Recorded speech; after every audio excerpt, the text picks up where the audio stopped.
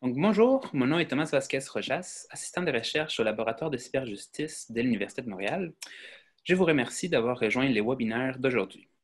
Si vous rencontrez des difficultés techniques en tout moment de l'activité, veuillez quitter la réunion et rentrer à nouveau en utilisant les liens fournis. Vous remarquerez en bas de l'écran l'option Q&R ou Q&A pour les utilisateurs anglophones. Nous vous invitons à utiliser cette option au lieu de la fenêtre Chat ou de discussion pour poser vos questions. Un membre de l'équipe du laboratoire prendra en charge vos questions au fur et à mesure et elles seront posées à nos panélistes vers la fin du webinaire. Pour ceux et celles d'entre vous qui souhaitent recevoir un certificat d'assistance pour votre formation continue, nous vous enverrons un lien par la fenêtre discussion ou chat pendant la période des questions-réponses. Pour ceux et celles qui nous rejoignent pour la première fois, on vous souhaite la bienvenue. Le laboratoire de cyberjustice est un centre de recherche qui explore l'interaction entre les nouvelles technologies et les droits. Nous menons actuellement les projets AJC, acronyme pour Autonomisation des acteurs judiciaires par la cyberjustice et l'intelligence artificielle. Ces projets financés par les concours de 2017 du Conseil de recherche en sciences humaines du Canada, CRSH. Notre projet rassemble plus de 50 chercheurs et chercheuses, ainsi que 45 partenaires dédiés à l'utilisation des technologies et de l'intelligence artificielle en vue de prévenir et de résoudre des conflits. Au cours des prochains mois, les laboratoires de cyberjustice accueilleront une série d'activités en ligne. Celles-ci rassembleront les opinions et les expériences d'experts juridiques du monde entier sur les événements récents. Allant des questions éthiques à la gestion des crises, en passant par l'analyse des réalisations et des échecs liés aux changements technologiques dans le domaine juridique, les laboratoires présenteront un contenu varié et pertinent. Restez à l'affût de nos activités et en visitant notre site web cyberjustice.ca. Notre thème aujourd'hui est l'accès à la justice et les personnes marginalisées. Nous aborderons spécifiquement la question de l'information du public sur ses droits en temps de crise. Sans plus tarder, je vous présente notre panel. Nous avons le plaisir de recevoir Maître Dominique Boutin, avocate et vulgarisatrice juridique senior chez Éducalois, Maître Alia Elhaj, avocate à l'aide juridique de Montréal, division civile, et Maître Sophie Gagnon, directrice générale des Juripop. Nous allons commencer en discutant l'impact de la pandémie sur le fonctionnement des organismes et sur l'accessibilité à la justice. Donc, Maître Boutin, la parole est à vous. Merci. Donc, bonjour tout le monde. En fait, mon nom est Dominique et je travaille dans un organisme qui s'appelle Éducalois. Éducalois, c'est un organisme à but non lucratif qui a pour mission d'informer les gens sur la loi, leurs droits et leurs obligations. Et Éducalois, en fait, existe depuis une vingtaine d'années au Québec et on a un site web éducalois.qc.ca. Donc, c'est sûr que quand toute cette histoire de pandémie est survenue, ça a quand même grandement affecté nos activités. Il y a une grosse partie de nos activités qui se font en ligne sur notre site web, je vais y revenir. Puis, on a également tout un volet d'éducation juridique, soit en classe, dans les écoles, surtout les écoles secondaires, et aussi de formation auprès d'intervenants communautaires ou des intervenants relayeurs auprès de la population. Ça, c'est sûr que tout le volet physique a grandement changé depuis 2 mois et peut-être à titre d'exemple, notre programme d'atelier en classe, où on a des juristes bénévoles qui vont dans les classes donner des ateliers pour les jeunes. Bien, on a 131 ateliers qui ont été annulés d'ici la fin de l'année scolaire. Donc, ça fait quand même beaucoup de jeunes qui ne peuvent pas avoir ce contact physique-là avec un juriste, puis d'en apprendre plus sur leurs droits. Puis, on a un grand nombre de formations qui ont été annulées aussi. Mais dès le début, dès que ça s'est comme produit, tout ça, c'est sûr qu'on a été comme hyper rapide à comme voir que les gens avaient énormément de questions, puis énormément de questions qui touchaient à leurs droits. Donc ça, c'est sûr que rapidement, on a mis en place certaines mesures, puis on a décidé d'offrir de l'information un peu comme on le faisait déjà, donc sur le web, mais aussi avec d'autres façons. Je vais vous partager un peu mon écran avec vous. Si je suis en mesure de le faire, oui. Peut-être vous montrer rapidement notre site web, éducalois.qc.ca. En fait, on a créé un dossier vraiment rapidement dans la première semaine là, où tout ça est survenu, où là, on a répertorié un ensemble de réponses aux questions juridiques qui est mis à jour quotidiennement. Là. Comme vous voyez, là, il a été mis à jour hier à 2 heures d'après-midi, puis vraiment donner les outils et les ressources aux gens qui se posent des questions, que ce soit par rapport aux tribunaux, à famille, travail. Puis, en fait, rapidement, les questions qui ressortaient le plus, là, puis qui venaient beaucoup, c'est ce qui concerne le travail et la famille, là, vraiment. Donc, le travail, plusieurs personnes, première fois qui faisaient face à une perte d'emploi, par exemple. Donc, énormément de questions, beaucoup d'impact sur leur vie au quotidien, que ce soit après le logement, les biens, les achats, la maison. Il y a toutes sortes de choses. Donc, on a aussi créé un article spécifique sur les programmes d'indemnisation.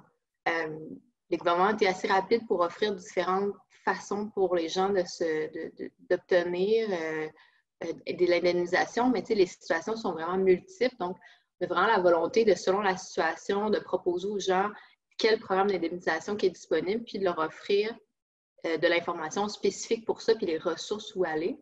Puis peut-être une dernière mention, là, puis on a fait toutes sortes aussi de trucs pour essayer de rejoindre le plus possible des gens pour pouvoir répondre à leurs questions juridiques.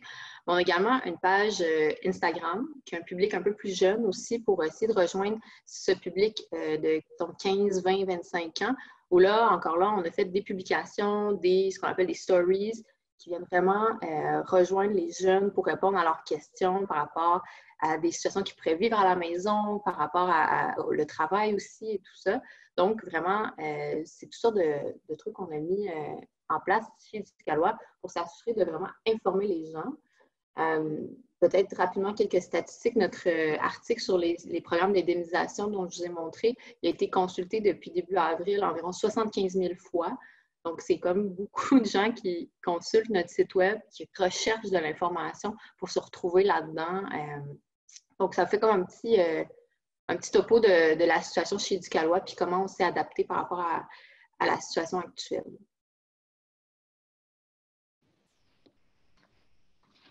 Merci, Maître Boutin. Donc, on va passer à Maître Elage sur le fonctionnement de votre organisme à un certain des crises. Merci. Alors, bonjour à tous. Donc, comme M. Vasquez l'a mentionné, je travaille à l'aide juridique de Montréal. Alors, je suis une avocate permanente dans un bureau civil. Et si vous me permettez, je vais commencer par vous dire quelques mots à propos de l'aide juridique. Alors, nous sommes une organisation créée par la Commission des services juridiques et nous fournissons des services sur le territoire de Montréal et de Laval. Nos services sont rendus à une clientèle qui est admissible selon les barèmes financiers et les critères établis par la loi. Nous comptons 5 divisions différentes, donc la division civile et administrative, criminelle et pénale, droit de la santé, immigration et droit de la jeunesse. Notre mission est d'assurer l'accès à la justice aux personnes qui sont admissibles sur notre territoire. Nous représentons des clients devant les tribunaux, mais nous remplissons aussi un devoir d'information à propos des droits et obligations de nos clients ou même les ressources qui s'offrent à eux. Nous rendons des services professionnels à travers Montréal et Laval et avec nos collègues des autres centres communautaires juridiques régionaux, nous desservons ensemble toute la province. Donc, je répète, notre mission est d'assurer l'accès à la justice aux personnes qui sont admissibles. Avec la crise sanitaire qui nous affecte tous, nous nous sommes retrouvés du jour au lendemain devant un défi important qui se divise, à mon avis, en 2 volets. Donc, le premier volet a trait aux activités judiciaires. Donc, étant donné que nous sommes des avocats de litige, nous allons régulièrement, si ce n'est quotidiennement, devant les tribunaux pour défendre les droits de nos clients. Alors, évidemment, avec le confinement et la suspension des audiences, l'accès au tribunal est beaucoup plus limité et notre travail est donc beaucoup plus complexifié. Le deuxième volet, c'est par rapport au contact avec nos clients. Donc, nous avons une clientèle qui est en grande partie vulnérable ou même démunie. Donc, nous devons jouer un rôle où nous portons le chapeau de juriste pour fournir un service juridique, mais aussi nous devons fournir un soutien particulier et porter assistance à nos clients, être à l'écoute de leurs besoins. Nous sommes un service de première ligne, alors nous devons être disponibles rapidement et efficacement afin de pouvoir bien remplir notre rôle. Cependant, on a une clientèle qui a peu ou parfois aucun accès à des outils technologiques. Donc, on parle parfois aucun accès à un ordinateur, pas de téléphone intelligent, pas de scan, parfois même pas de téléphone. Nous avons une clientèle qui fait face dans sa vie à plusieurs difficultés, qui ont déjà plusieurs difficultés sur le plan social, sur le plan financier, sur le plan conjugal, qui vivent parfois en isolement. Et on ajoute aujourd'hui, avec la crise sanitaire, une complexité de plus qui les freine encore plus par rapport à l'exercice de leurs droits. Nous avons une clientèle qui est immigrante, qui comprend mieux en personne avec le non-verbal plutôt que seulement avec les mots, qui ont également besoin souvent d'avoir recours au service d'un interprète.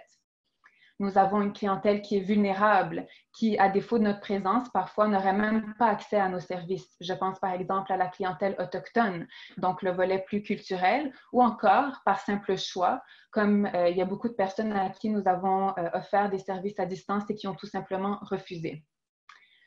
Cela étant dit, au début de la crise, nous n'avions même pas nous-mêmes à notre propre disposition les outils technologiques requis, par exemple un VPN ou le matériel informatique pour que tous nos employés puissent travailler à distance, et ce, sans même compter le matériel nécessaire pour permettre les audiences virtuelles. On faisait encore le traitement papier de la demande d'aide juridique et on était dématérialisé dans absolument aucune de nos opérations. Nous avions un projet de virage sans papier, donc un projet d'envergure, que nous avions entamé. On était au stade du financement. Donc, on peut dire qu'on était sur le point d'une transformation numérique, mais avec le COVID, nous avons dû réagir du jour au lendemain en repensant nos processus tout en maintenant nos services. Nous devons donc maintenant continuer à nous adapter et à nous adapter rapidement pour être là pour nos clients et remplir notre mission adéquatement. Merci. Merci beaucoup, Maître Elage. Donc, on va passer à vous, Maître Gagnon. Merci beaucoup. Donc, bonjour, Sophie Gagnon. Je suis avocate et directrice générale de Juripop. Donc, comme mes consoeurs, quelques mots sur mon organisme. Juripop, on est un organisme à but non lucratif. On a été fondé en 2009 par des étudiants en droit qui prenaient un cours de droit social à l'UQAM puis qui apprenaient avec beaucoup de stupéfaction que quelqu'un qui gagnait de mémoire, c'est 12 000 par année à l'époque, n'avait pas accès aux services de l'aide juridique, sont présentés par Maître Elage. Et puis, ils ont donc cherché à créer un organisme dont la mission serait de répondre aux besoins des personnes vulnérabilisées qui tombent entre les mailles de notre filet social. Puis au fil du temps, la situation de l'accès à la justice s'est améliorée sur différents plans. Je pense entre autres au fait qu'aujourd'hui, au Québec, il y a un arrimage entre l'admissibilité au volet gratuit de l'aide juridique puis le travail au salaire minimum à raison de 35 heures par semaine. Mais reste encore énormément de personnes qui sont en situation financière précaire, qui ne peuvent pas avoir accès à l'aide juridique, soit parce qu'ils sont considérés comme trop riches ou encore parce que les services ne sont pas couverts. Alors, au fil du temps, c'est resté un volet très important de la mission de Juripop que de fournir des services juridiques abordables aux personnes qui ne bénéficient pas de volets de services gratuits ou à coût très modique à l'aide juridique. Donc, bon an, mal an, chez Juripop, on représente environ 700 personnes. Donc, c'est des personnes à qui qu'on conseille sur leurs droits, puis bien fréquemment qu'on va représenter devant les tribunaux. Puis, bien évidemment, c'est un volet de notre pratique qui a été affecté par la crise sanitaire puis par les mesures de confinement. Alors, comme vous le savez sûrement dans l'audience, depuis la mi-mars, les tribunaux au Québec fonctionnent au ralenti, n'entendent que des affaires urgentes. Puis, ça a suscité beaucoup d'insécurité auprès de notre clientèle. Puis, j'étais contente que Maître Bouteille mentionne l'importance des questions en matière familiale parce que moi, je constatais que dans les médias, on parlait beaucoup des questions des travailleurs, des travailleuses, de l'accès au programme d'indemnisation, mais dans les faits, ce qu'on voit sur le terrain, c'est que c'est beaucoup la famille qui est au cœur des préoccupations des gens. Puis d'ailleurs, le Barreau du Québec, en collaboration avec le ministère de la Justice et la Commission des services juridiques, a lancé une ligne d'information juridique. Puis les questions qui reviennent le plus souvent sont d'ailleurs celles qui traitent du droit de la famille. Puis nous, ça s'est avéré vrai aussi chez Juripop. Donc, depuis le début de la crise, on a des parents qui nous appellent parce que leur ex-conjoint utilise l'urgence sanitaire comme excuse pour ne plus respecter les ordonnances du tribunal. Alors, on a eu beaucoup d'accompagnement à faire auprès de ces personnes-là pour s'assurer que les ententes et les jugements en matière de garde soient respectés. Puis, on a continué d'aller au tribunal pour des affaires considérées comme urgentes. Puis ensuite, un autre volet important de notre mission chez Juripop, c'est que on améliore l'accès à la justice aussi à l'extérieur des salles de cours. On considère que c'est notre responsabilité d'offrir de l'information juridique à proximité des citoyens qui n'ont pas le privilège de bénéficier d'outils comme ceux qui sont mis de l'avant par Éducalois. Je pense entre autres aux personnes qui n'ont pas accès à une connexion Internet ou qui ne savent même pas que ça existe.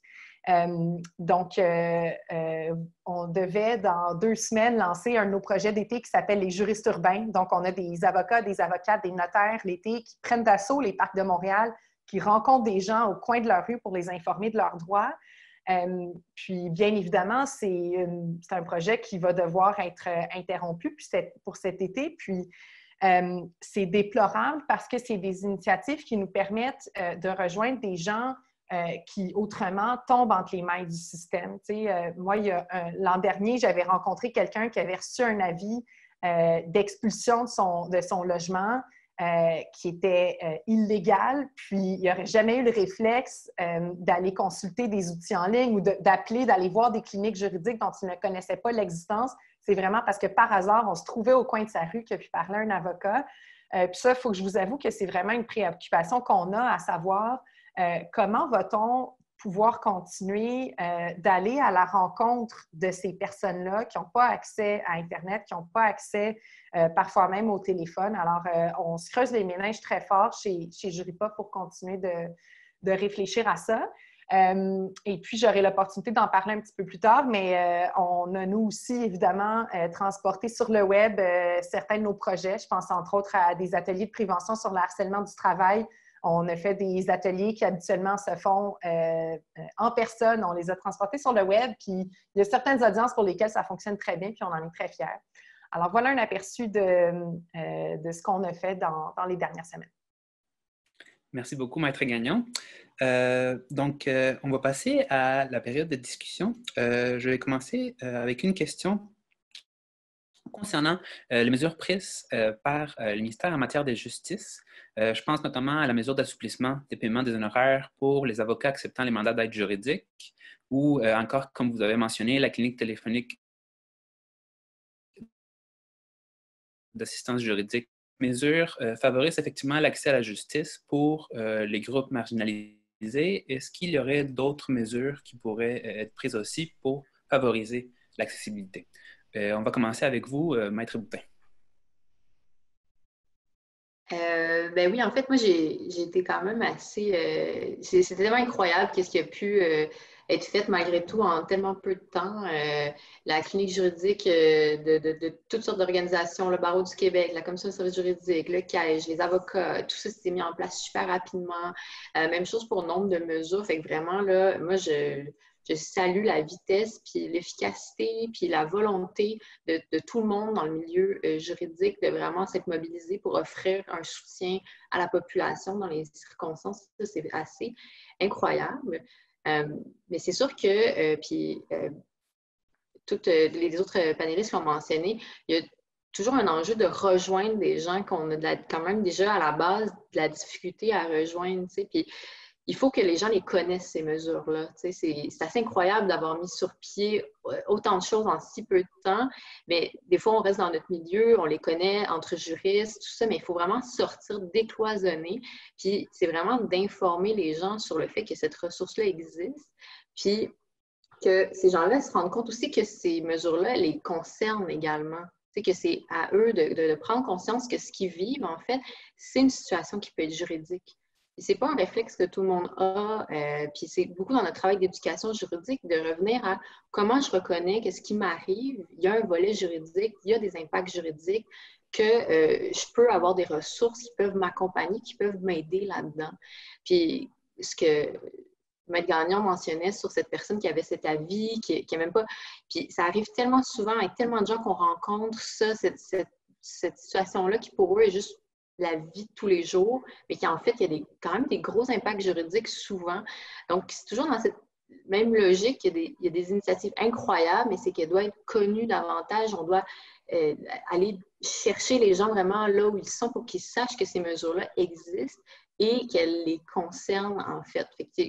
Moi, je répète toujours que l'important, c'est d'informer, c'est de passer par des mécanismes comme l'éducation aussi pour que vraiment tout le monde soit ensemble là-dedans puis qu'on puisse utiliser ces ressources-là à leur plein potentiel. Puis on parle beaucoup des technologies parce que c'est un peu ça, ce qu'on était confrontés, mais de notre côté, il y a aussi tout un volet où on est revenu des fois à des médias plus traditionnels. Éducalois, on a une chronique à chaque semaine dans le Journal de Montréal. On a un cahier spécial sur les droits en temps de COVID qui va être publié la semaine prochaine. Donc, revenir à la radio. On a un collègue qui est à la radio, à CJAD, à The Beat, vraiment souvent pour informer en anglais. Donc, tu sais, des fois, il y a aussi cette idée-là d'avoir plusieurs moyens pour rejoindre les gens. Là, je pense que ça, c'est essentiel. Puis, ça va juste comme améliorer l'accès à ces nouveaux services, à ces nouvelles initiatives. Puis, de plus de gens vont en être au courant. Donc, répéter. Merci beaucoup, Maître Boutin. Donc, Maître Hélège, la parole est à vous. Oui, merci. Alors, pour commencer, à propos de la ligne 1-800 COVID, donc j'aimerais souligner que 90% des avocats qui font partie, qui participent à la ligne 1-800 COVID sont des avocats permanents de l'aide juridique. Donc ça, j'estime que c'est une contribution très importante à l'accessibilité à la justice de notre part. Et puis, je pense qu'il y a beaucoup de gens qui ont bénéficié donc d'informations, des informations générales, évidemment, mais au moins pour pouvoir les diriger pour savoir où aller. Donc ça, c'est quand même un élément qui est très important. Et d'autre part, M. Vasquez, vous avez mentionné la facilitation pour obtenir les mandats d'aide juridique. Alors, si je peux me permettre simplement de clarifier cette situation-là pour ceux qui le savent peut-être un peu moins.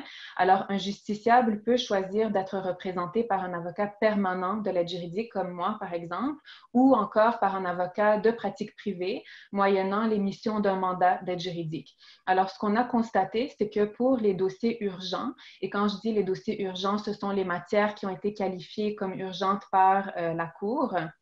Donc, pour ces dossiers-là, on a facilité beaucoup la vie des avocats de pratique privée qui ont demandé des mandats d'aide juridique. Alors, certainement, ça a pu aussi favoriser l'accès à la justice pour ces dossiers dits urgents parce que ça a facilité l'accessibilité à un service juridique prioritaire pour les justiciables. Donc, ça, je pense aussi que ça a été quand même apprécié de la part de la pratique privée. Merci beaucoup. Maître Gagnon, est-ce que vous avez quelque chose à ajouter? Oui, moi, j'ai peut-être deux remarques à cet égard-là. La première que je trouve qui est vraiment importante de saluer, c'est à quel point la profession a été mobilisée pour aider le public, puis pour s'aider entre nous aussi. C'est ce que Maître Hélège mentionne là, par rapport à les avocats de l'aide juridique en sont qui travaillent déjà de manière générale énormément, puis ont été les premiers à lever la main pour la clinique juridique téléphonique. Puis sur le web, il existe énormément de forums d'entraide. Je pense entre autres à un groupe Facebook qui a été créé où les avocats s'échangent des conseils, se permettent de ventiler sur ce qu'ils vivent.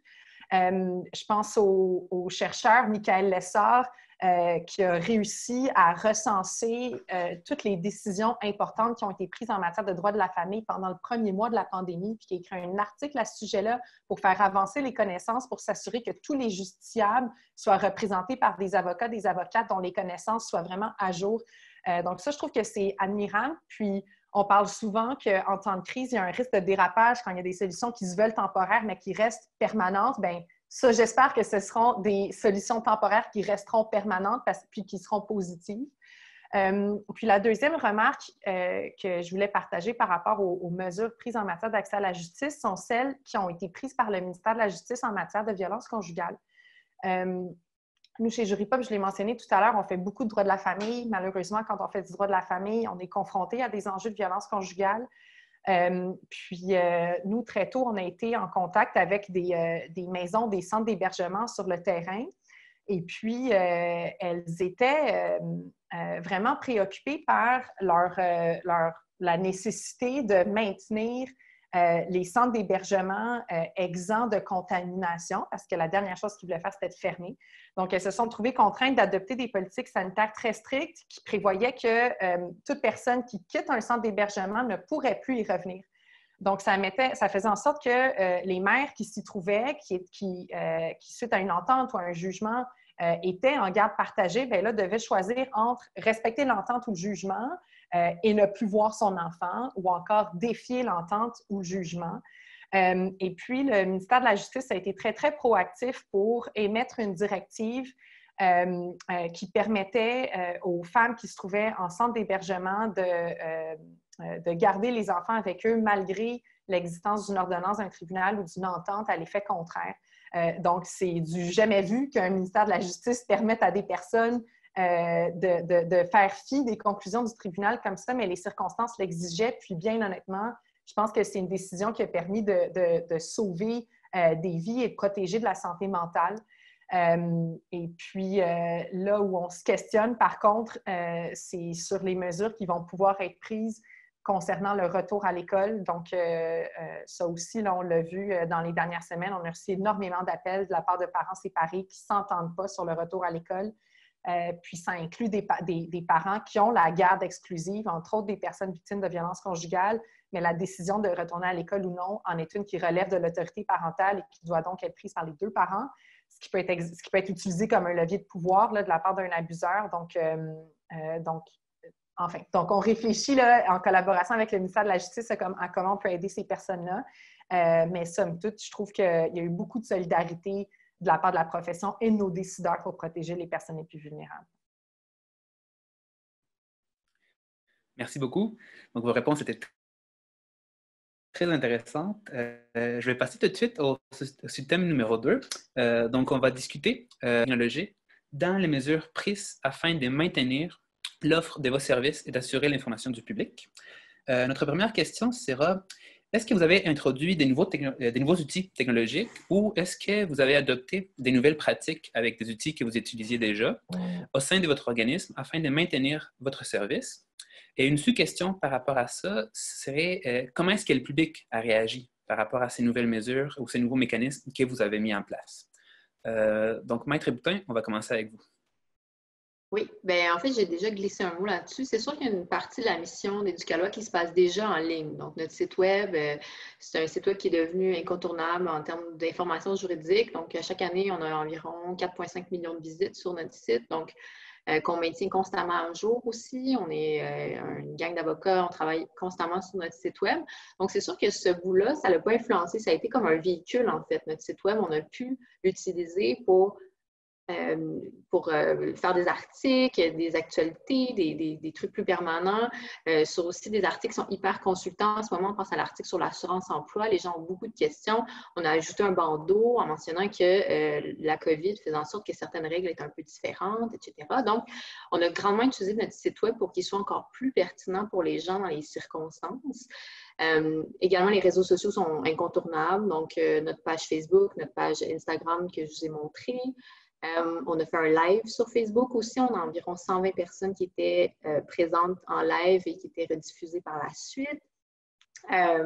Puis aussi, comme j'ai mentionné au début, on offre beaucoup de formations en présentiel aussi. Et là, on se tourne, comme même chose pour Juripop, on se tourne vers la formation en ligne. Donc, ça, c'est sûr que ça fait juste comme propulser un peu les outils qu'on a déjà. C'est sûr que les gens ont très bien réagi. Les gens sont avides d'informations en ce moment. Puis même comme juriste, c'est assez fascinant parce que normalement, la loi, il y a tout un processus législatif d'adoption d'une loi, des changements. On est généralement mis au courant qu'il va y avoir certaines modifications. Et là, ça se fait super vite. Parfois même, il y a des annonces avant même qu'on reçoit l'arrêté. Donc, puis des fois, l'annonce gouvernementale, ben, il manque quelques nuances ou elle va avoir changé dans 2 jours plus tard. Donc, au niveau de l'information, c'est assez difficile d'avoir la bonne information au bon moment. Donc, on prend un travail continu de s'assurer que l'info qu'on offre est réellement l'information qui est la loi, qui est l'arrêté ministériel, par exemple. Comme l'a mentionné les autres panélistes, c'est sûr qu'on utilise grandement les technologies, mais il y a quand même des enjeux au niveau de l'accès, au niveau de l'aisance. Même une personne qui a accès à Internet n'est peut-être pas habile à naviguer en ligne. Des enjeux d'accès d'Internet haute vitesse, des questions d'isolement, le volet technique aussi, ou d'avoir les outils pour le faire. Donc, c'est sûr que on a une belle réaction, on a une belle interaction aussi avec les gens. On reçoit beaucoup de questions, on tente d'y apporter des réponses. Mais on est conscient aussi qu'il y a des gens qui sont un peu comme dans l'angle mort, puis il ne faut pas les oublier là-dedans. Donc, on est vraiment en train de réfléchir à comment rejoindre ces gens-là. Puis, comme j'ai mentionné, on se tourne vers des médias plus traditionnels à ce moment-là. Mais de façon générale, l'utilisation des technologies a donné comme un gros boost à toutes nos activités. Merci beaucoup. Maître LH? Oui, merci. Alors, pour nous, tout d'abord, par rapport à nos clients, donc la façon la plus simple pour nous reste toujours le téléphone et le courriel aussi souvent que c'est possible, si c'est accessible à nos clients. Ensuite, pour la diffusion de l'information, alors évidemment, nous aussi, on est passé par les moyens les plus de la technologie plus rudimentaire, si je peux me permettre de dire. Donc, par rapport à nos messages d'accueil, on a changé tous nos messages d'accueil, on a changé tous nos messages vocaux, on a envoyé des messages automatiques via nos courriels et on a également mis à jour donc, le site web avec une fenêtre d'information sur la façon comment nous joindre donc à travers notre site web. On utilise aussi de temps en temps la plateforme du CAGE pour les visioconférences lorsqu'on en a besoin avec nos clients, en fait, parce que ça nous permet de protéger l'information et puis d'assurer la confidentialité. Et pour ce qui est des mesures que nous avons prises alors pour affronter la situation, donc on a dû évidemment déployer le VPN qui, comme je l'ai dit un peu plus tôt, on ne l'avait pas encore, pour permettre à nos employés de faire du télétravail, donc de pouvoir servir notre clientèle bien qu'on ne soit pas toujours présent physiquement au bureau. On a dû également fournir des ordinateurs portables et on continue de le faire à nos employés qui n'en avaient pas. Et puis également, on s'attend à bientôt faire des audiences virtuelles. Donc, en vue de ces audiences virtuelles, on travaille actuellement à l'accès aux plateformes. Donc, il y a le volet de tout ce qui est les licences, donc pour acquérir les licences pour nous permettre d'avoir accès à ces plateformes-là, mais aussi tout le matériel, donc les écrans, les caméras grand angle, pour reproduire un peu ce qui se passe dans une salle d'audience, mais de façon virtuelle. Et comme nous, à l'aide juridique, on a plusieurs divisions, on doit être en mesure de répondre aux besoins de nos clients et d'assurer nos services devant tous les tribunaux qui sont reliés à nos champs de pratique. Puis à ce stade, il n'y a pas de plateforme commune qui a été choisie par les tribunaux. Donc, on parle par exemple en droit administratif, la Régie du logement et le tribunal administratif du Québec ont choisi Zoom ou Teams. Ensuite, la Cour supérieure et la Cour du Québec ont choisi WebRTC. La Cour municipale a choisi Cisco et le tribunal de la sécurité sociale a choisi le CAGE. Donc, malheureusement, puisqu'on est face à cette disparité par rapport au choix des plateformes, nous, on doit être capable de répondre à nos besoins devant tous ces tribunaux-là. Donc, on doit acquérir les licences pour toutes ces plateformes-là. Mais non seulement ça, on doit aussi être capable de rejoindre notre clientèle là où elle se trouve. Donc, en plus des plateformes pour avoir accès aux tribunaux, il y a aussi ce qui est requis pour joindre nos clients, donc les prisons fédérales, les prisons provinciales, les hôpitaux. Donc, vous comprendrez que tout ça, ça engendre beaucoup de frais, mais aussi beaucoup de formation. De plus, il faut noter que nous devons nous équiper en tant que juristes plaideurs, évidemment, mais aussi notre inquiétude demeure en ce que nos clients n'ont généralement pas accès à ces technologies. Donc, comme j'ai dit plus tôt, on a beaucoup de clients qui n'ont pas d'ordinateur portable, pas de caméra. Donc, on doit, à l'aide juridique, notamment puisqu'on a un service de première ligne, être en mesure de recevoir les clients à nos bureaux pour qu'eux puissent avoir un accès virtuel à leur audience. Évidemment, tout ça, ça amène plusieurs enjeux comme les capacités de nos bureaux, les salles disponibles.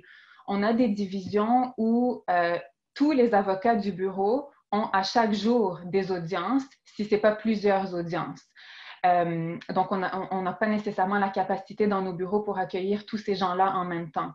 Il y a également tout ce qui est les enjeux par rapport à l'appréciation de la crédibilité des témoins, les gens allophones qui ont besoin d'interprètes, la préparation de nos clients pour leurs audiences avant l'audience et évidemment toute l'adaptation à laquelle nous devons faire face nous-mêmes ainsi que nos clients en même temps. Puis on doit évidemment être aussi capable de les rassurer, de leur expliquer comment ça fonctionne. Alors, toutes ces nouvelles pratiques comportent leur lot de défis auxquels nous faisons et que nous ferons face dans les prochaines semaines, les prochains mois. Actuellement aussi, ce que nous faisons, c'est que, mis à part la ligne 1-800 COVID, donc la ligne du barreau dont on a parlé, on donne aussi à distance des consultations à travers nos différents bureaux aux clients qui sont admissibles. On ouvre les dossiers à distance également. On a des avocats de garde dans tous nos bureaux qui sont disponibles pour ouvrir tous les dossiers qui sont urgents. Et nous faisons maintenant donc le traitement à distance de la demande d'aide juridique via soit téléphone ou visioconférence si c'est requis. Aussi, ce qu'on peut noter à l'externe, par exemple, la Cour fédérale au niveau de l'immigration ont maintenant un greffe numérique avec une procédure numérique et des audiences virtuelles, donc pour des audiences qui sont d'une durée de 90 minutes ou moins. Alors, cette nouvelle procédure est une très belle initiative qui nous pousse à aller vers cette justice sans papier. Et on peut noter aussi dans certains tribunaux administratifs, comme je pense à la Régie du logement, le tribunal administratif du Québec notamment, qui facilitent maintenant l'envoi de procédures et de documents au tribunal électroniquement, ce qui n'était pas possible pour nos clients auparavant. Donc, c'était par fax souvent ou par courrier. Donc ça, on salue également ces nouvelles pratiques-là.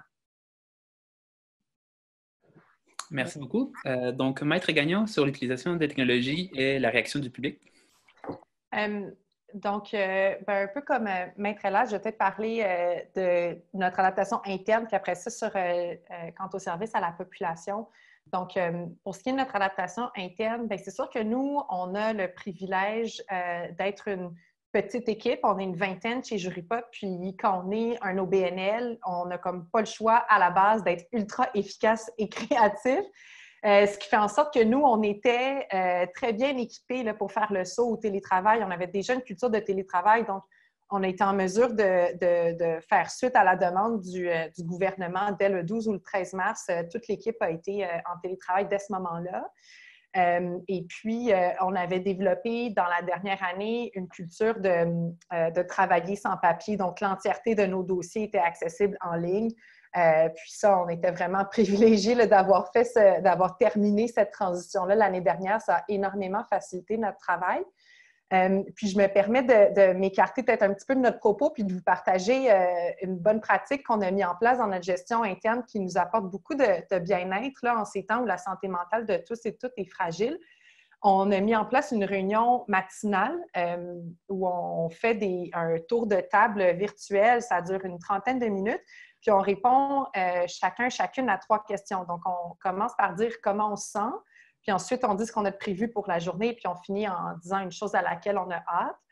Et puis, je vous dirais que le bénéfice de cette approche-là, c'est que ça a vraiment créé un espace sécuritaire où les personnes ont pu nommer comment elles se sentaient. Puis je vous dirais que, surtout au début, la moitié de l'équipe, bonne journée, mal journée, n'allait pas très bien, tu sais. Puis ça a vraiment été précieux de pouvoir partager ça entre collègues. Puis je pense que ça a créé une ambiance où on est en mesure d'être vulnérable puis de gérer la pression qu'on se met pour performer notre confinement. Donc, je tenais à partager ça parce que ça a vraiment fait des miracles chez nous. Puis ensuite, au niveau des services à la population, donc il y a beaucoup qui a été dit déjà par Maître Boutin et Maître Ella, je ne répéterai pas.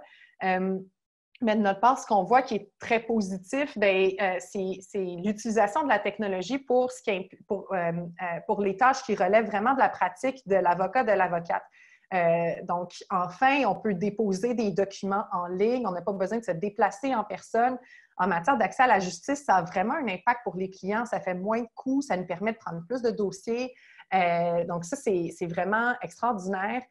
Pour tout ce qui relève de la gestion d'instance aussi, moi, j'ai une collègue cette semaine qui avait un appel du rôle provisoire. Elle aurait normalement dû charger 3 heures au client. Là, ça lui a pris 10 minutes. Donc, vraiment, ça, c'est extraordinaire. Puis c'est vraiment pour le bénéfice des justiciables. Mais là où il y a des angles morts, puis Maître Ella, je l'ai mentionné, mais c'est pour les personnes qui n'ont pas accès aux technologies ou celles qui sont susceptibles d'en faire les frais. On a parlé brièvement de l'impact sur la crédibilité des témoins. On a parlé des personnes dont le français ou l'anglais n'était pas la langue maternelle, mais je pense aussi aux personnes qui partagent un petit appartement avec des grandes familles. Comment est-ce qu'on peut demander à ces personnes-là de se concentrer pour livrer un témoignage sur quelque chose qui parfois va être très intime, C'est peut-être des personnes qui vont avoir honte de montrer à un tribunal leur milieu de vie, qui vont être dérangées constamment. Donc, on se questionne à savoir comment est-ce que ces angles morts-là vont être pris en compte quand on va retourner à la normale, parce que moi, je suis convaincue qu'il y a des solutions qu'on a adoptées en ce moment qui vont rester, qu'il y a certains procès que ça va être trop tentant pour l'administration de la justice, puis à bon droit de maintenir de manière virtuelle. Mais on n'est pas tous égaux, égales devant la technologie. Puis je pense que ça va être notre rôle en tant qu'organisme qui travaillons auprès de ces personnes-là de faire parler notre réalité, puis de s'assurer que la modernisation ne se fasse pas aux dépens de ces personnes-là. Merci beaucoup, Maître Gagnon. Donc, on va passer, voyant l'heure, on va passer tout de suite au sous-thème 3, durant lesquels on va discuter l'après-crise. Donc, on va déjà un peu rejoindre ce que Maître Gagnon nous disait à la toute fin de son intervention. On va essentiellement se concentrer sur les nouveaux acquis en termes d'accessibilité à la justice suite à la crise sanitaire que nous vivons actuellement, et aussi sur les nouveaux défis auxquels nous devrons faire face. Donc, notre première question, ça va être, découle du fait que nombreuses dimensions de la justice et de la pratique des juristes semblent avoir changé, et peut-être même avoir changé de manière permanente.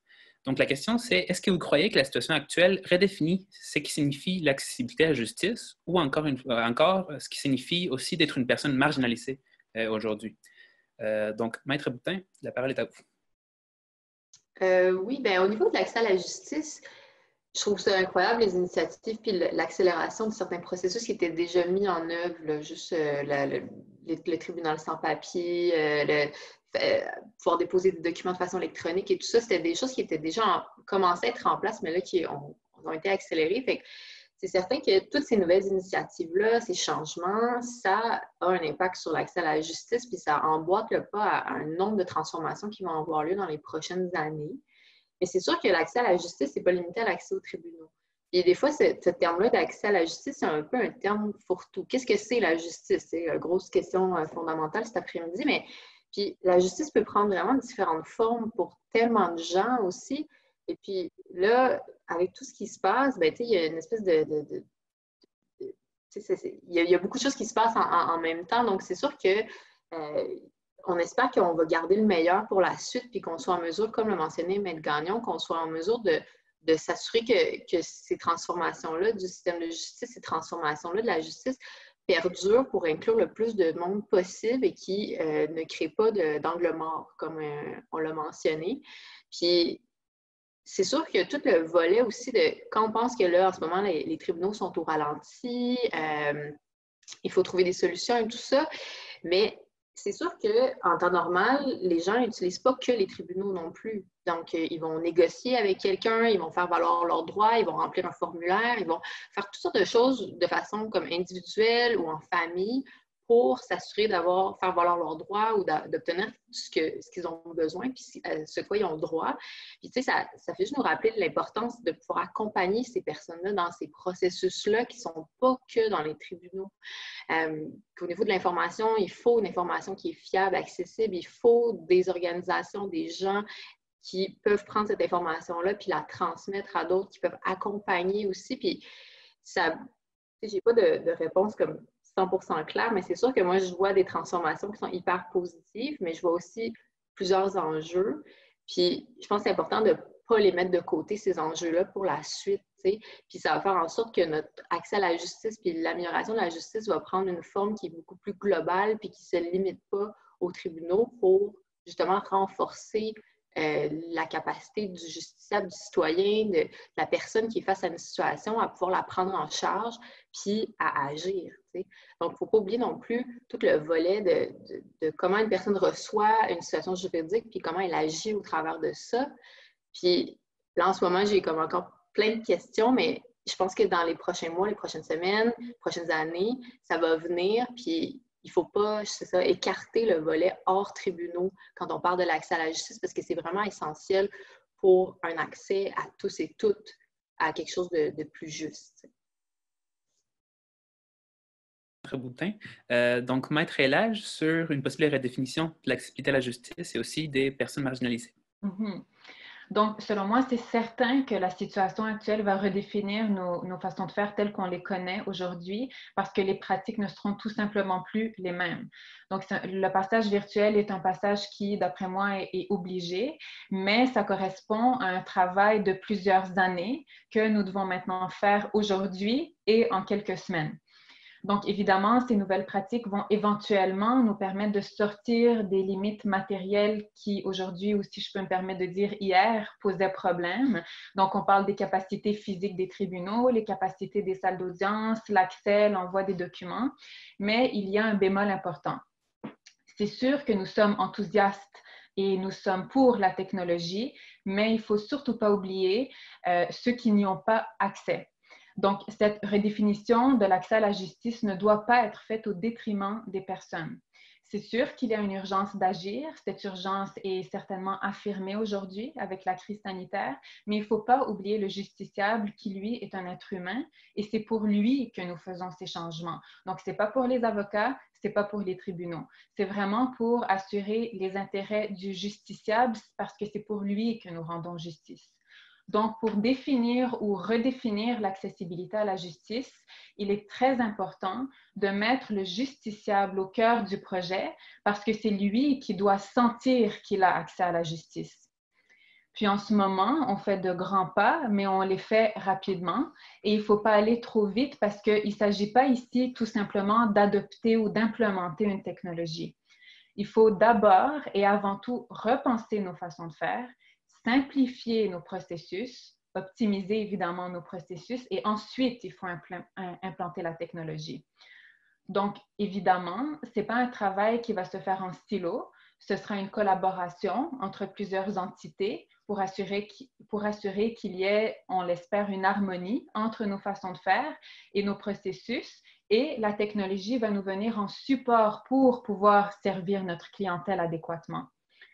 Donc, l'accès à la justice, ce n'est pas tout simplement de dématérialiser ou de rendre les pratiques virtuelles, comme le mentionne Maître Boutin. Donc, c'est aussi de s'assurer que le justiciable pourra adéquatement avoir accès à tout ça et que ses droits seront respectés. Donc, ce qui va être important de faire, ce sera donc de faire des mises au point, de faire des suivis, de réévaluer si nos objectifs ont été atteints et d'évaluer les impacts. Il faudra aussi évaluer si la justice a été servie pour tous à travers les processus qu'on aura choisis. Donc, toute cette transformation nous amène et doit nous amener à repenser nos processus parce que c'est ça l'élément le plus important. Et encore une fois, je le répète parce que c'est le plus important, donc il faudra faire ça en ayant la perspective qui garde au cœur de ce processus-là le justiciable. Merci. Merci beaucoup, Maître Elage, Maître Boutin. Maître Gagnon, la parole est à vous. Vraiment, quelle situation que de me mettre en troisième parce que mes collègues font vraiment des excellents horizons tour d'horizon de la question. Donc, moi, je me questionnerais peut-être alors sur l'impact de la crise de nos finances publiques sur l'accès à la justice. Malheureusement, au Québec, la justice, c'est vraiment le parent pauvre de notre démocratie. On arrive à grappiller 2-3 % du budget gouvernemental année après année. La vaste majorité de cet argent-là s'en va dans l'administration des tribunaux, payer les loyers, le salaire des personnes qui travaillent dans les palais de justice. Ensuite, un petit peu l'aide juridique, mais c'est pas mal tout. Puis, il y a un dossier qui faisait les manchettes avant le début de cette crise-là, puis c'était la négociation des tarifs d'aide juridique pour les mandats privés. Puis la ministre avait laissé entendre qu'elle allait faire des annonces rapidement. Jury Pop, on organisait un événement le 27 février, puis elle avait tenu des propos en ce sens-là. Et puis, moi, je m'inquiète de voir l'avenir de ces négociations-là dans un État où les finances publiques sont à sec. On le répète depuis tout à l'heure, mais les personnes vulnérabilisées vont vivre des enjeux d'accès à la justice, vont vraiment avoir besoin de faire valoir leur droit d'accéder à l'aide juridique. Puis le réseau d'avocats privés est censé accepter, recevoir la moitié environ de ces demandes-là. Puis les avocats, les avocates doivent être en mesure de le faire. Donc ça va être un dossier qui, selon moi, va être à suivre. Puis même son de cloche aussi pour ce qui est du financement des cliniques juridiques. Au Québec, le ministère de la Justice est le seul ministère à mission, à vocation sociale qui ne bénéficie pas d'un programme de financement à la mission des organismes à but non lucratif. C'est le cas, par exemple, de Juripop, mais aussi de toutes les autres cliniques juridiques, la clinique juridique du Myland, de Parc Extension. J'espère qu'il n'y aura pas de décisions difficiles qui vont devoir être prises sur le terrain. Maître Boutin disait tout à l'heure qu'il faut un cocktail de réponses pour venir en aide aux personnes les plus vulnérables. Puis je pense que les cliniques juridiques font partie intégrante du paysage des solutions québécoises aux enjeux d'accès à la justice, puis doivent pouvoir survivre à cette crise-là. Puis j'espère que le gouvernement va répondre présent pour aider les initiatives communautaires à répondre aux besoins des plus démunis. Puis le troisième enjeu auquel je pense, c'est celui de la réforme du droit de la famille. Ça fait des années que le droit de la famille québécois demande d'être réformé. On a un des droits de la famille les plus anachroniques dans tout l'Occident. Et puis, c'était un dossier que le gouvernement actuel avait embrassé. On nous avait promis le dépôt de 2 projets de loi d'ici la fin de l'année, un sur la filiation, l'autre sur la conjugalité. Puis, bien évidemment, on les comprend que ce ne soit plus une priorité à l'heure actuelle. En fait, les travaux en Chambre viennent tout juste de reprendre. Mais je pense que c'est un dossier qui va devoir rester à l'avant-plan des priorités gouvernementales, entre autres parce que, on en parle dans les médias, mais les femmes sont celles qui sont le plus susceptibles de payer le coût psychologique et financier de la réorganisation des tâches domestiques, la réorganisation des tâches liées au travail. Puis les femmes qui ne sont pas mariées sont moins protégées que les personnes mariées au Québec. Puis la réforme du droit de la famille va être essentielle pour maintenir notre relative égalité homme-femme au Québec. Donc, ce sont, moi, les trois enjeux qui, j'espère, vont continuer de mériter de l'attention une fois que les choses seront de retour à la normale. Merci beaucoup. Donc, pour continuer, c'est des choses que vous avez déjà un peu touchées en répondant à cette première question, mais considérant la situation actuelle qui est vraiment marquée par la distanciation, où les personnes sont souvent isolées, quels seraient pour vous les outils ou les initiatives, même les habiletés qu'on devrait développer en tant que praticien ou aussi que les publics devraient développer pour maintenir ou même améliorer l'accessibilité dans la période actuelle? Donc, Maître Boutin, c'est à vous.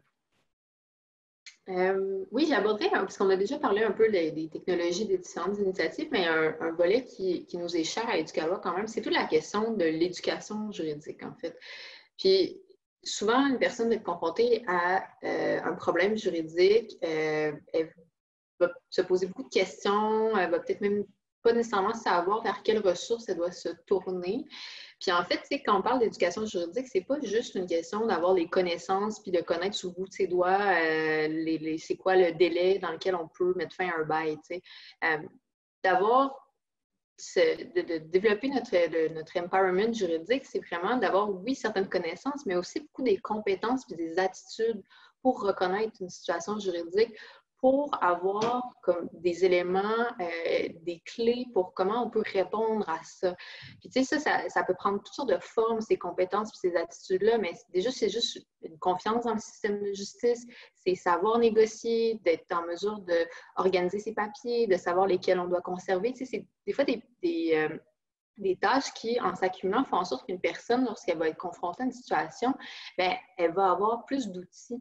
Puis ce travail-là, nous, on le commence chez les plus jeunes, au secondaire, puis ça prend toutes sortes de formes aussi avec des adultes, mais de juste développer un peu ces compétences, ces attitudes, ces connaissances juridiques-là pour qu'une personne se sente vraiment à l'aise lorsqu'elle fait face, déjà, pour reconnaître que la situation est juridique, on a parlé un peu plus tôt, mais aussi de savoir qu'est-ce que je devrais faire à ce moment-là, c'est quoi les ressources qui existent, c'est quoi les outils qui sont mis en place dans la société québécoise, puis comment je peux augmenter mon pouvoir d'agir face à cette situation-là, à faire valoir mes droits, à comprendre mieux mes obligations aussi.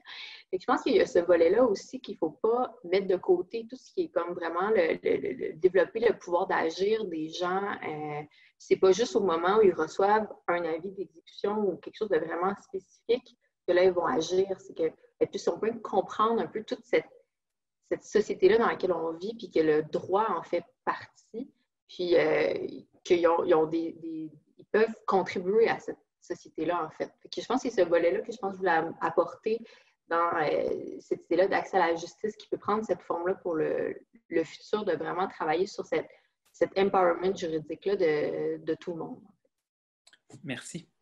Donc, Maître Elage? Oui, donc sans vouloir redire encore tout ce qui a été dit, ce que je vais m'en tenir en fait tout simplement à dire que nous, étant donné que nous sommes des avocats à l'aide juridique qui sommes vraiment sur le terrain, alors je pense que qu'est-ce qui va être très important pour nous, pour tous les juristes qui sont également sur le terrain, c'est de nous familiariser et de nous habituer le plus rapidement possible à toutes ces nouvelles pratiques qui sont virtuelles, qui sont nouvelles pour nous, parce qu'on va vraiment avoir un travail d'accompagnement à faire avec nos clients. Donc, c'est nouveau pour nous, mais c'est encore plus nouveau pour nos clients. Nous, au moins, on a déjà l'habitude un petit peu au système de justice qu'on connaissait jusqu'à maintenant. Mais pour nos clients, ce n'est que du nouveau. C'est un territoire qui est inconnu. C'est un territoire qui suscite beaucoup d'inquiétudes. Puis, on parle aussi de leur vie. Donc, on parle de clients qui sont face à des ruptures, à des problèmes de violence conjugale, à des problèmes au niveau de l'immigration criminelle. Donc, c'est vraiment des points qui sont très, très importants de leur vie. Donc, il faut absolument qu'on fasse ce travail d'accompagnement avec eux. Alors, le premier travail sera à faire sur nous-mêmes pour vraiment nous adapter, nous habituer pour qu'on fonctionne bien avec ce qui va venir pour pouvoir justement aider nos clients à affronter aussi ces nouveautés. Et également, nous, par exemple, certaines nouvelles pratiques que nous faisons, on essaie alors d'ouvrir autant que possible les dossiers à distance. Donc, avant, il fallait vraiment que le client se déplace au bureau, signe à la main au bureau devant nous. Donc là, maintenant, ce qu'on fait, c'est qu'on fait tout ce qu'on peut par téléphone. On va commencer bientôt à faire aussi autant que possible les choses par visioconférence lorsque ce sera évidemment possible de le faire. Mais tout ce qu'on peut faire à distance, on le fait justement pour faciliter les choses à nos clients et pour pouvoir être présent malgré tout ce qui arrive pour remplir notre rôle comme il faut. Merci. Merci beaucoup. Maître Gagnon? Un réflexe qu'on a dû développer ou du moins mettre davantage de l'avant dans les 2 derniers mois, c'est celui de faire appel à notre gros bon sens et à celui de nos clients pour limiter l'appel aux tribunaux. Puis un élément dont on n'a pas encore parlé dans notre conversation, mais qui est comme évident, je suis convaincue pour tout le monde, c'est l'impact du fait que les tribunaux ne fonctionnent pas à vitesse normale sur les délais. Puis on a abondamment parlé des délais en matière criminelle dans les dernières années, mais les délais en matière civile sont exorbitants et puis vont l'être encore plus. Je lisais récemment que la Cour supérieure seulement la Cour supérieure a annulé plus de 600 procès, ça c'était en date de la semaine dernière, ce qui est l'équivalent de 1500 journées d'audience qui vont devoir être reprises. Alors, c'est certain qu'on a tous notre rôle à jouer pour s'assurer que cette reprise-là se fasse, puis pour désengorger autant que faire se peut les tribunaux. Donc, moi, ce serait l'espoir que j'aurais là, de s'assurer de conserver la judiciarisation aux affaires qui ne peuvent pas être réglées autrement. Et puis, qui sait, peut-être que ça viendra avec davantage d'investissements étatiques dans le programme, entre autres de médiation familiale, qui fonctionne vraiment très bien, mais qui est limité à 5 heures pour les couples avec enfants. On voit que la médiation en ligne fonctionne très bien. Alors, voilà, c'est mon souhait pour la reprise des choses. Merci beaucoup. Donc, voyant l'heure, on va ouvrir la période des questions et réponses. Donc, je vais demander au public si vous avez des questions, de les poser à travers la boîte questions-réponses ou Q&A pour les anglophones. Au cas où vous ne la verrez pas, je vais vous lire une question qui a été posée et que Maître Gagnon a répondu en cours de route. Il s'agissait d'une question sur les chercheurs qui avaient fait un recensement des jugements rendus en matière familiale depuis le début du confinement. Et donc, les chercheurs s'appellent Michael Lézard. Et son article a été partagé sur Family Forum sur Facebook. Donc, au cas où vous n'aurez pas vu la réponse, vous allez pouvoir aller les chercher. Donc, je vais juste laisser un instant au public. Sinon, moi, j'ai quelques questions que j'aimerais bien vous poser.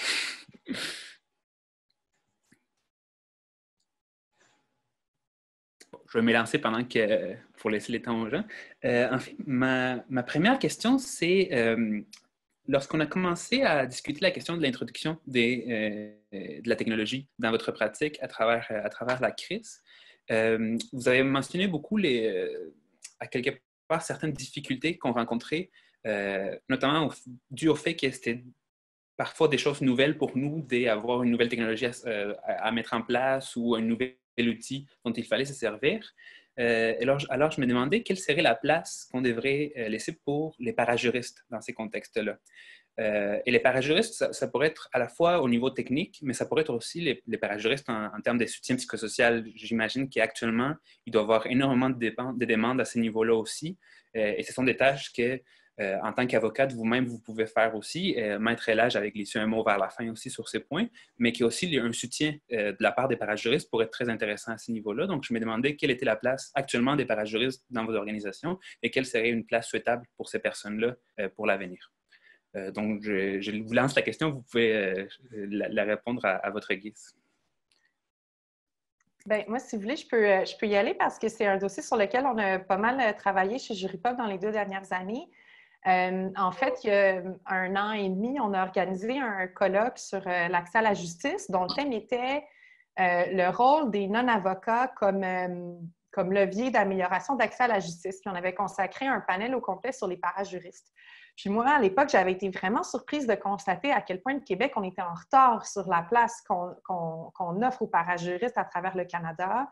De mémoire, en Ontario, en Colombie-Britannique, les parajuristes ont l'autorisation de poser certains gestes qui ici sont réservés aux avocats, entre autres de faire des représentations dans des matières non contentieuses comme le droit de la famille.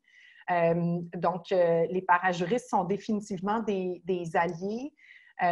Et puis, un autre volet sur lequel on traîne de la patte au Québec, c'est celui de l'accompagnement par des non-avocats dans des salles de cours. Donc, il y a des personnes qui se représentent seules. C'est un phénomène qui est en hausse au Québec à chaque année depuis les années 80. Puis, il y a des études qui commencent à suggérer que la présence d'un accompagnateur a vraiment des bénéfices sur l'organisation d'une personne, sur sa capacité à poser des questions, à prendre des notes. Puis là encore, les parajuristes font partie de la solution.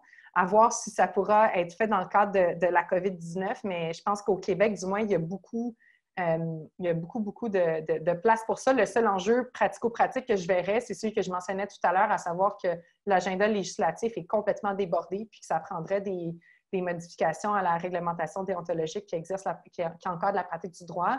Mais je suis convaincue que l'intérêt est là de la part des parajuristes.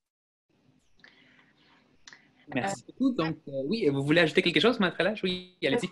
Peut-être quelques mots. Alors, nous, à l'aide juridique, on n'a pas de parajuriste en tant que tel, mais nous avons, donc, chaque avocat a une adjointe juridique et qui fait vraiment un travail remarquable. Donc, c'est jusqu'à maintenant, puis maintenant peut-être encore plus qu'avant, nos adjointes sont vraiment comme notre bras droit.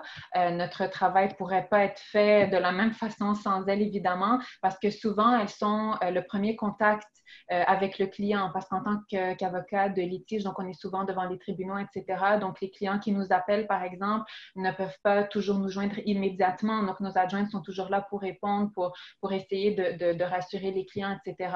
Donc, je pense qu'en ce temps de crise, c'est encore plus vrai. Puis dans les prochaines semaines, prochains mois, ce sera encore plus vrai parce que toutes les oreilles qu'on peut avoir pour écouter, pour épauler nos clients, elles seront bien évidemment très importantes. Donc voilà, c'est ce que je voulais mentionner. Merci beaucoup. Donc, on a une question de Cassandra. Elle nous dit: on parle beaucoup des effets négatifs de la pandémie, mais croyez-vous qu'il y a également eu des conséquences positives, par exemple au niveau des tribunaux sans papier? Quelles mesures voudrez-vous voir être maintenues après la crise?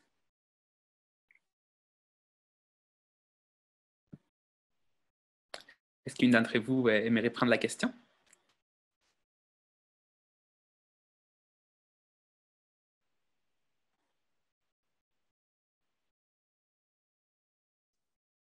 J'ai l'impression qu'un maître Elage parlait, mais que son micro était sur mute. Ah Est-ce bon? que je me trompe? J'étais en train de relire la question. Ah bon? C'est pour ça que je voyais vos lèvres bouger. Ben, moi, si je peux résumer ce que j'ai entendu de la part de mes collègues et de moi depuis le début, c'est que je pense qu'on salue toute la modernisation de la justice qui réduit le temps que les avocats, les avocates doivent consacrer à faire de la procédure puis de la gestion d'instances. Mais il faut toujours garder en tête que c'est des mesures qui doivent bénéficier à l'ensemble des justiciables et non pas seulement aux plus privilégiés. Donc, je pense que la réponse, c'est oui pour la modernisation de la justice, mais en s'assurant qu'il y a des solutions alternatives pour les personnes qui ne puissent pas en bénéficier. Merci beaucoup. Donc, on a une nouvelle question qui nous vient d'Ekiana. En ce qui concerne les régions éloignées et les réserves autochtones, l'usage de la technologie est une bénédiction et une malédiction vu que l'Internet n'est pas si efficace dans ces régions-là. Quel impact a eu la pandémie sur l'accès de ces régions-là à la justice? Oui, Maître Elage, j'ai l'impression que vous aimeriez y répondre.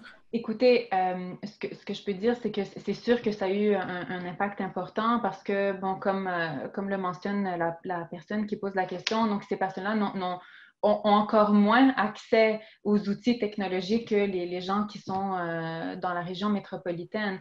Et c'est des gens qui déjà, des fois, Internet se rend difficilement et là encore plus difficilement. Puis même, on a vu récemment, il y a une région où je crois les bandes passantes ont été carrément redirigées vers les hôpitaux, donc les gens n'avaient même plus accès à Internet. Donc, c'est des gens qui seront comme isolés technologiquement, si je peux me permettre de dire. Alors, il faudra faire attention pour que toutes les mesures qui sont prises soient accessibles non seulement à toutes les personnes qui n'ont pas vraiment les outils technologiques ici, mais surtout aux personnes qui sont en région éloignée, qui déjà ont des difficultés à ce niveau-là.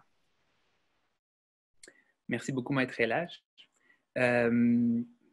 Donc, on a une nouvelle question qui nous vient de Christian Houd. Y aurait-il lieu qu'une orientation soit ordonnée via le ministère de la Justice pour qu'une plateforme préétablie pour les vidéoconférences? J'imagine qu'il fait allusion au fait que, comme vous mentionnez tantôt, il y avait plusieurs plateformes qui étaient utilisées par différentes cours. Peut-être qu'il serait idéal d'avoir une seule plateforme. C'est sûr que ce serait souhaitable. C'est sûr que nous aimerions voir une uniformité. Ce serait plus simple à plusieurs niveaux. Mais je ne pourrais pas vous dire si c'est possible. Je ne pourrais pas vous dire le pourquoi non plus. Mais ce qu'on comprend, c'est que pour l'instant, les tribunaux choisissent, donc chaque tribunal choisit quelle plateforme sera utilisée. Donc, pour l'instant, c'est pas ce à quoi on peut s'attendre, bien que oui, évidemment, ce serait souhaitable. J'en profiterai peut-être pour citer un commentaire que j'ai vu sur un des forums d'entraide en ligne au tout début de la pandémie, où on se posait la question de savoir si ça a pris du temps avant que les tribunaux, entre autres la Régie du logement, annoncent la suspension des audiences, ou du moins jusqu'à quand. Puis il y a un confrère qui en a profité pour souligner à quel point un grand raté de la réforme de la procédure civile en 2016, bien, ça a été l'administration des tribunaux. Il existe autant de manières de gérer une salle de cours qui existe non seulement de district, mais des fois de chambres, de division. Puis Maître Elage l'a expliqué de manière très éloquente tantôt quand elle a fait la liste des différentes plateformes vidéo qui étaient utilisées. Puis c'est clair que ça complique la vie non seulement des avocats, mais des justiciables qui se représentent seuls. Ce que je comprends, par contre, c'est que ça relève de la fine ligne entre l'administration de la justice et l'indépendance judiciaire. Donc, j'ai comme l'intuition là, que ça fait partie des décisions qui peuvent difficilement être prises par le ministère de la Justice, mais c'est clair que sur le terrain, on en voit les conséquences. Merci. Donc, on a une question de Nathalie. Si vous avez fait une audience virtuelle devant la Cour supérieure en accédant au site web RTC, pouvez-vous nous dire si celui-ci est facile d'accès pour les clients autant que pour les avocats? Oui, Maître Elage? Ben, moi, personnellement, simplement pour dire, j'en ai pas fait personnellement. Je crois pas que ça se fait encore. On est encore au stade d'implémenter ça. Jusqu'à maintenant, mes collègues, en tout cas, qui ont eu des dossiers qui devaient procéder, donc des dossiers urgents, ont dû se présenter au tribunal. Évidemment, il y avait des mesures de distanciation assez sévères, bon, qui étaient prises. Mais je pense que c'est encore là où on en est, du moins à Montréal pour l'instant. Merci beaucoup, Maître Elage. On a encore une nouvelle question de Benjamin Dahan. Bonjour, est-ce que vous pensez qu'on aura ici au Québec des tribunaux ou des cours spécifiquement en ligne pour des montants et des sujets des petites créances? En Colombie-Britannique, ils ont le Civil Resolution Tribunal qui gère des litiges pour des montants jusqu'à 5 000 $. Pensez-vous qu'il y aura quelque chose de similaire au Québec compte tenu de la crise?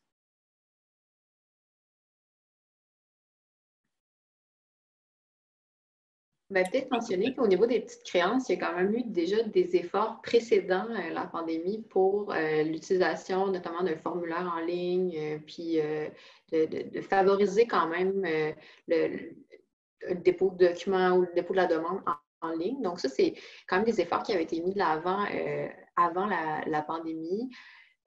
Pour répondre spécifiquement à la question, j'avoue que je suis pas, je sais pas ce serait quoi la vision que pourrait avoir le ministère de la Justice par rapport à cette question-là. C'est sûr qu'on voit toutes sortes d'initiatives aussi privées qui sortent du système de justice en ce moment pour des règlements de certains petits montants, mais j'en sais pas plus. Voilà, pour conclure, j'aimerais tout d'abord remercier à nos panélistes.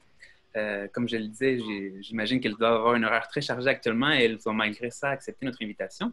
Nous avons assisté à une discussion très intéressante, très enrichissante. Donc, merci Maître Boutin, Maître Elage et Maître Gagnon. J'aimerais aussi remercier le public pour leur présence et pour leurs questions. Les activités du laboratoire de cyberjustice vont se poursuivre la semaine prochaine avec un premier webinaire qui aura lieu le mercredi 20 mai à 11 h. Le webinaire s'intitule Improving Access to Justice through User-Focused ODR et nous aurons le plaisir d'accueillir Richard Rogers, directeur exécutif et registraire du Civil Resolution Tribunal en Colombie-Britannique. Il y a eu des questions sur ce tribunal-là, donc si vous êtes intéressé, vous pouvez bien sûr assister à ce webinaire. Cette même journée, c'est-à-dire le 20 mai, on va continuer avec une autre activité à 15 h. Il s'agit de l'activité Online Dispute Resolution in Labor Law. Pour cette séance, nous entendrons Mark Lichten, qui est avocat au laboratoire, Shannon Salter, de Civil Resolution Tribunal, et Daniel Riney, de Holistic Solutions. Donc, on vous attend en grand nombre pour ces nouvelles rencontres scientifiques dès la semaine prochaine. Et entre-temps, prenez soin de vous et de vos proches. Merci beaucoup et bonne fin de semaine. Merci.